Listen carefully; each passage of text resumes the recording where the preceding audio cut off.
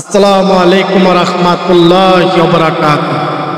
আলহামদুলিল্লাহ, রাসূল করিম আম্মা বাদ।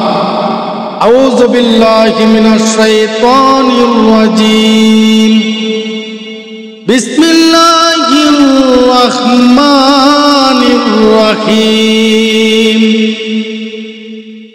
আলহামদুলিল্লাহ,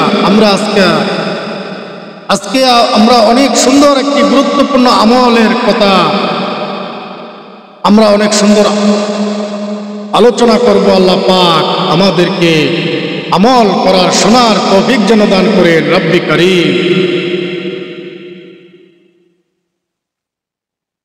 আমার আপনার নবী রাহমাতুল লিল আলামিন,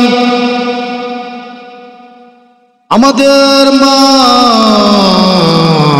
রাহমাতুল লিল আলামিনের স্ত্রী মা আয়েশা রাদিয়াল্লাহু তাআলা আনহা বলছেন, ইসব নবীর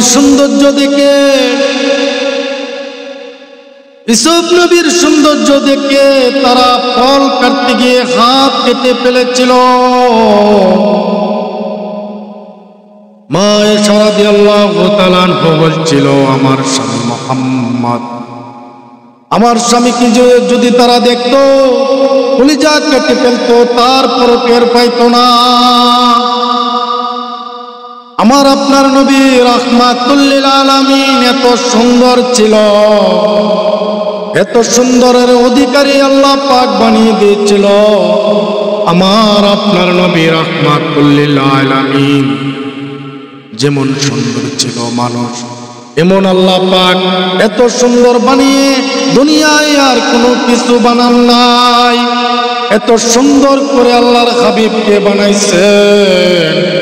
আমার আপনার নবীকে কাফের মুশরিকরা দেখেও মুসলমান হয়ে গিয়েছেন। এত সুন্দর মানুষ মিথ্যা বলতে পারে না। চাচা জানা নবীজের চাচা আবু জাহিল মক্কার অলিতে গুলিতে বলতে তাকে যে আমার ভাতিজা মুহাম্মদ পাগল। লোকজনে দেখলে, কাফেররা দেখে, নবীর চেহারা মুবারক দেখে কাফেররা ফুঞ্জুক্তি বলে যে এই এমন সুন্দর চেহারার অধিকারী, এমন সুন্দর মানুষ পাগল হইতে পারে না।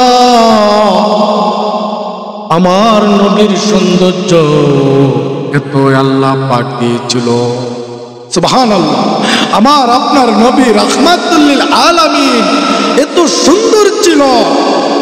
আল্লাহ পাক তার চরিত্র এত সুন্দর দিয়েছিল। দুনিয়ার জমিনে এত সুন্দর চরিত্রওয়ালা